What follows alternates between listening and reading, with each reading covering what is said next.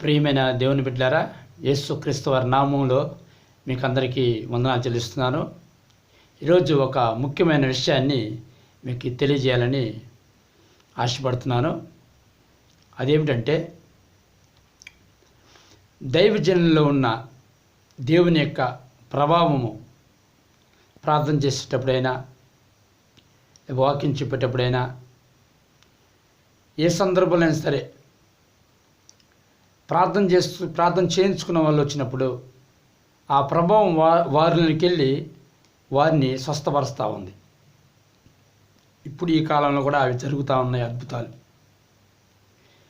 ఇలా ప్రభావం వెళ్ళి ప్రజలను స్వస్థపరచడము అనేది, దైవజనుల్లో ఉన్న ప్రభావము వెళ్ళి ప్రజలను స్వస్థపరచడం అనేది బైబిల్ ప్రకారంగా ఇది కరెక్టేనా అనే సత్యాన్ని ఈరోజు మనం తెలుసుకుందాం. చాలామంది కరెక్ట్ కాదంటున్నారు, కొంతమంది కరెక్ట్ అంటున్నారు. అసలు నిజంగా ఏది కరెక్టు? మాకు కరెక్ట్ అని తెలిసేది ఒక లేఖనం, బైబిల్ లేఖనం. బైబిల్ని మనం పరిశీలిద్దాం, చూద్దాం. లూకా సువార్త 6వ అధ్యాయము 18వ వచనాన్ని ఒకసారి మనం పరిశీలిద్దాం. 18 అంటే 17 నుంచి చదువుకుందాం.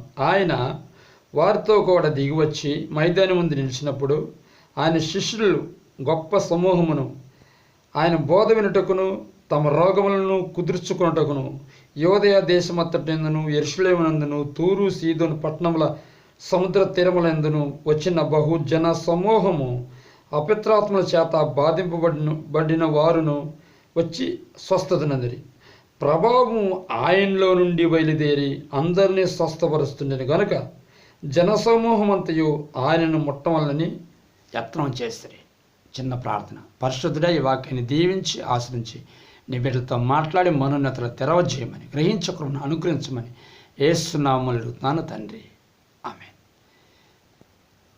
గమనిస్తున్నారా ప్రియమైన బిడ్డలారా, యేసు ప్రభు వారు రాత్రంతా ప్రార్థన చేస్తారు.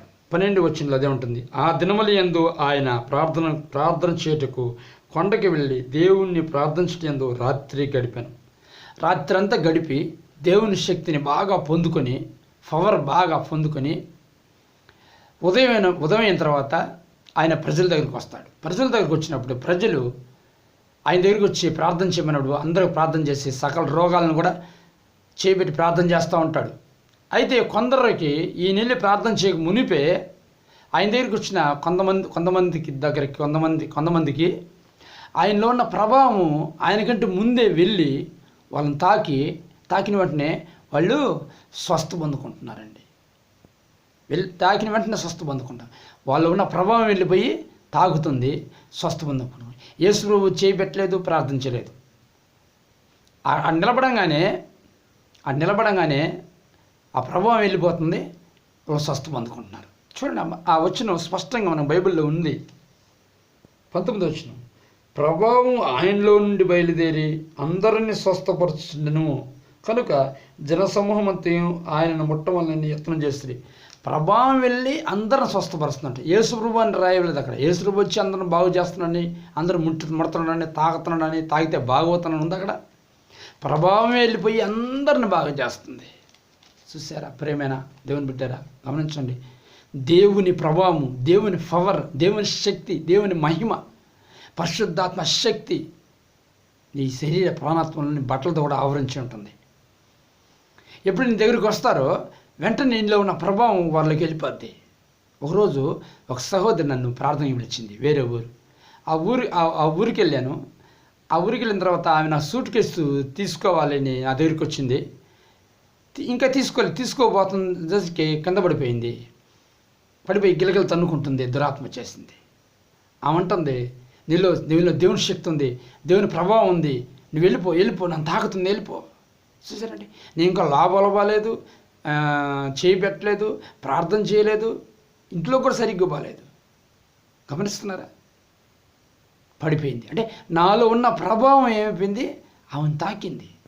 నాలో ఉన్న ప్రభావం, దేవుని శక్తి, పరిశుద్ధాత్మ అభిషేకం, అగ్ని అభిషేకం యొక్క సహోదరుని నాకంటే ముందుకు తాకింది.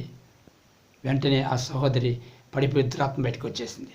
ఆ దురాత్మ సాక్ష్యం చెప్తుంది, నీలో ప్రభావం ఉంది, నీలో శక్తి ఉంది, నీలో పవర్ ఉంది, నీలో అగ్ని ఉంది, కాలిపోతున్నాను, నువ్వు వెళ్ళిపో. నేను తాకని కూడా తాకలేదా ఆ సహోదరిని? చూడండి ప్రేమేంది ఉంటారా, ఈ సొంత అనుభవాలు చెప్తున్నాను. లేరు అంటున్నారు చాలామంది, వాళ్ళకి తెలియదు, అమాయకులు, లేఖనం గ్రహించలేకపోతున్నారు. అనుభవం లేదు, అభిషేకం అనుభవం లేదు. వాళ్ళ పరిమితి వరకే వాళ్ళు ఆలోచిస్తారు, అదే కరెక్ట్ అనుకుంటున్నారు. పరిమితిని దాటాల. సత్యం తెలుసుకుంటే ముఖ్యం కాదు, సర్వసత్యంలోకి నడవాలా. వాళ్ళు సత్యం తెలుసుకుని, యేసుని తెలుసుకున్నంతవరకే, రక్షకుడిగా తెలుసుకున్నంతవరకే. సర్వసత్యం నడిపించేది పరిశుద్ధాత్మ. సర్వసత్యం ఇది సర్వసత్యం. అగ్ని అభిషేకం చూసారండి. ఇది ఒక సంఘటన. ఇంకో సంఘటన కూడా బైబిల్లో మనం చూద్దాం. అదే లోకాసు వార్తలో ఉంటుంది. లోకాసు వార్త 8వ అధ్యాయము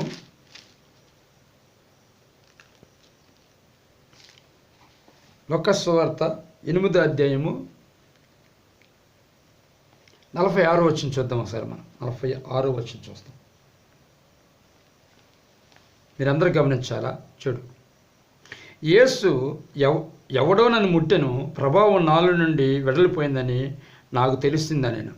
చూసారు, ఇక్కడ జనసమూహాలతో చాలామంది జనసమూహాలతో ఆయన ఒక బజారు గుండా వెళ్తున్నప్పుడు, ఒక త్రోవ గుండా వెళ్తున్నప్పుడు, ఒక 12 సంవత్సరాల నుంచి రక్తస్రావం గల స్త్రీ బాగు కాకుండా అంతా ఖర్చు పెట్టుకొని భయంకరమైన స్థితిలో ఉండి సాగుకు దగ్గరైపోయి అంతా ఖర్చు అయిపోయి దిక్కులేని పరిస్థితుల్లో వాసన కొట్టుకుంటూ భయంకరమైన పరిస్థితుల్లో నాకు దిక్కెవరు, నాకు ఎవరు బాగు చేస్తారా అనుకున్న సమయంలో యేసు ప్రభు గురించి విని ఆయన దగ్గర నేను పోలేను, ఆయన మహానుభావుడు, ఆయన దేవుడు, ఆయన మహాపురుషుడు, నేను వాసన కొట్టుకుంటున్నాను, నన్ను బాగు చేస్తాడు ఆయన, అయితే నాకు నమ్మకం ఉంది ఆయన దగ్గరికి పోతే బాగుపడతానని. మరి ఎట్ట బాగవ్వాలా? నన్ను మానవులే బయట నెట్టేస్తారే, పక్కన నెట్టేస్తారే, ఈ దేవుడు నా దగ్గరికి వస్తాడా, పరిశుద్ధుడు ఆయన మనసులో అనుకుని కనీసం ఆయన చెంగాని ముట్టుకోవాలి, నేను స్వస్థ పొందుకుంటాను చెప్పి ఆ సహోదరి ఆ జనాల్లో గుంపుల్లో ఎవరు కనబడకుండా దాక్కుంటూ వెనక్కి వెళ్ళి అట్టా ఆ చెంగుని వస్త్రపు చెంగుని అలా తాకుతుంది. వెంటనే ఆయనలో ఉన్న ప్రభావం ఆ సహోదరులకి వెళ్ళి సహోదరి పూర్తిగా బాగైపోతుంది. ఆ రక్తస్రావం కడుతుంది, రక్తస్రావం వెళ్ళిపోవడం ఆగుతుందన్నమాట. చూసారా? వెంటనే యేసు అంటాడు, ఇదిగో నాలోంచి ప్రభావం వెళ్ళిపోయింది. ఎవరు వాళ్ళు అనగానే పక్కన పేతురు అంటాడు, మాకేం తెలుసండి, నీకు కదా, నిన్ను ముట్టుకుంది నాకేం తెలుసు. ఇలాంటి పాస్టర్లు ఉండేవాళ్ళు ఎలాంటి వాళ్ళు తెలుసా? ప్రభావం లేదు, స్వస్థపరిస్థితి లేదు, ఎవరికి తెలియదు, ఎంత ఒట్టిదే అనే టైపు మనుషులు అనమాట వాళ్ళు. అర్థమవుతుందా? చూసావా? వెంటనే ఆ సహోదరి గడగడ ఉణుగుతూ ఆయన ముందుకొచ్చి అప్పుడు సాక్ష్యం చెబుతుంది. అప్పుడు అంటాడు, అమ్మ ఇదిగో నీ విశ్వాసమే నేను బాగు చేసింది, నువ్వు సమాధానం కలిగిందని వీళ్ళు. గమనిస్తున్నారా ప్రియమైన సహోదరులు? గమనిస్తున్నారా? సాక్ష్యం చెప్పింది, వెంటనే సాక్ష్యం చెప్పింది. కనుక గమనించండి, యేసు ప్రభులో ఉన్న ప్రభావము ఎవరిలోకి వెళ్ళింది? ఆ సహోదరులకి వెళ్ళింది. సహోదరి పూర్తిగా బాగా అయిపోయింది. అప్పుడు బలహీన పడిపోయాడు యేసు ప్రభు. మళ్ళీ ప్రార్థనకి వెళ్తాడు, మళ్ళీ ప్రార్థన చేసి బలాన్ని పొందుకుంటాడు. దైవసేవకులను పవర్ వెళ్ళిపోయినప్పుడు దైవసేవకులు మేము బలహీనపడతాం, తర్వాత మళ్ళీ ప్రార్థనలు ఉన్నప్పుడు మళ్ళీ బలాన్ని పొందుకుంటాం, మళ్ళీ ఆ పవర్ని పొందుకుంటాం, అభిషేకాన్ని మళ్ళీ పొందుకుంటాం, స్టోర్ చేసుకుంటాం. ఈ అనుభవాలు తెలియదండి, చాలామంది దైవసేవకులకు తెలియక ఏదేదో మాట్లాడుతూ దైవసేవకులను దూషిస్తూ ద్వేషిస్తూ అబద్ధ ప్రవక్తలను ఉంటూ దొంగలను దైవసేవకులు దొంగలు అనుకుంటూ మాట్లాడుతున్నారు. అదంతా దేవుని చూసుకుంటాడు. మేము వాళ్ళని ప్రేమిస్తున్నాం, మేము వాళ్ళని మనస్ఫూర్తిగా ప్రేమిస్తున్నాం, ఎందుకంటే తెలియదు కనుక. ప్రభు వీళ్ళు ఏం చేస్తున్నారో వీళ్ళకి తెలియదు, వీళ్ళని క్షమించండి అంటున్నాం మేము, ఎందుకంటే మేము ప్రభు పెట్టాం, ప్రభు మార్గంలో మేము నడుస్తున్నాం కనుక. ఆ సోదరుడు తెలియదు, అతనికి కూడా తెలియదు, దూషించడం తెలియదు, ఎందుకంటే తెలిస్తే అలా మాట్లాడు. కనుక ప్రియ సహోదరుడా, దైవజనుడా, విశ్వాసి, క్రైస్తవుడా, ఇప్పటికైనా గ్రహించుకో, ప్రభావం ఉన్నది. దేవుని ప్రభావం ద్వారా అనేకులు స్వస్థపరచబడుతుంది ఈ రోజుల్లో, అనేక దైవజనుల ద్వారా. మా ప్రార్థన మందిరికి వచ్చిన వాళ్ళు కూడా నాలో ఉన్న ప్రభావం వాళ్ళకి వెళ్ళినప్పుడు స్వస్థపడి సాక్ష్యాలు చెప్పిన సందర్భాలు ఎన్నో ఉన్నాయి. ఈ మా అనుభవాలు, దేవుడు మమ్మల్ని వాడుకుంటున్న విధానాలు, పద్ధతులు, అవి మీరు తెలుసుకోవాలా. దేవుడు మాకు ఇచ్చిన ప్రత్యేకమైన ఆ నియమాలవి అవన్నీ బైబిల్ ప్రకారం ఉన్నాయి. బైబిల్కి దాటి మేము పోలేదు, బైబిల్ ప్రకారమే చేయగలుగుతున్నాం.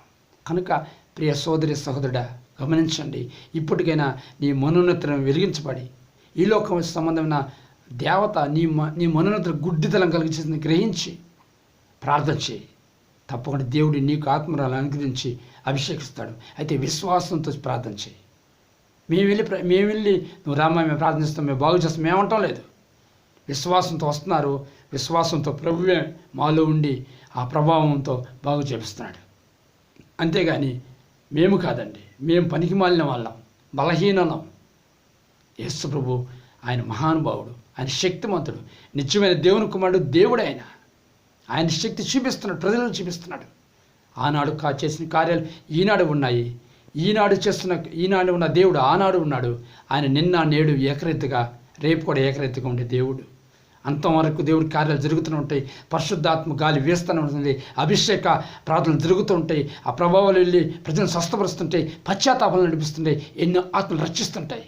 ఇదంతా చేస్తుంది ఎవరు తెలుసా? మేము కాదు, పరిశుద్ధాత్మ దేవుడు. అభిషేకం, మహిమ, శక్తి, అది మీరు తెలుసుకోండి.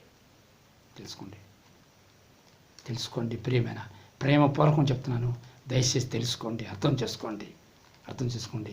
ఈ వీడియోని అందరికీ షేర్ చేయండి. అందరూ తెలుసుకోవాలి. ప్రార్థన చేసుకుందాం.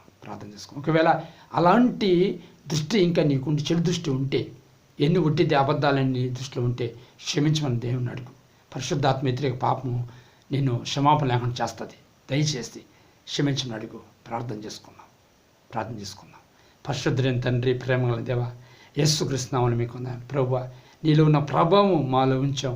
మాలో ఉన్న ప్రభావం ప్రభువా తండ్రి, పరిశుద్ధాత్మ ప్రభువు అనేకులను నడిపిస్తున్నావు, అనేకులను స్వస్థపరుస్తున్నావు అయ్యా తండ్రి. పాపాలు క్షమించి పరిశుద్ధపరుస్తున్నావు, దొంగలను మారుస్తున్నావు, వ్యభిచారాలను మారుస్తున్నావు, రోగులను స్వస్థపరుస్తున్నావు, అనేకులను స్వస్థపరిచి నీ నామమును మేము తెచ్చుకుంటున్నాం. దాన్ని బట్టి నీకు స్తోత్రాలు చెల్లిస్తూ ఇప్పటికైనా అనేక దైవజనులైనా, విశ్వాసులైనా, క్రైస్తవులైనా, లేకపోతే అన్నిలైనా సరే అయ్యా తండ్రి, ఈ సత్యాన్ని తెలుసుకుని వాళ్ళ మనోనేత్రాలు వెలిగించబడే ప్రభా నీలో జీవించు కృప దయచేయమని, ఈ సత్యాన్ని నమ్మి ఎట్లాంటి అభిషేకం ఓలగులు పొందుకుని ముందుకు సగృప దయచేయమని యేసు నామములో అడిగి పెట్టుకుంటున్నాను ప్రియ పరలోకపు తండ్రి.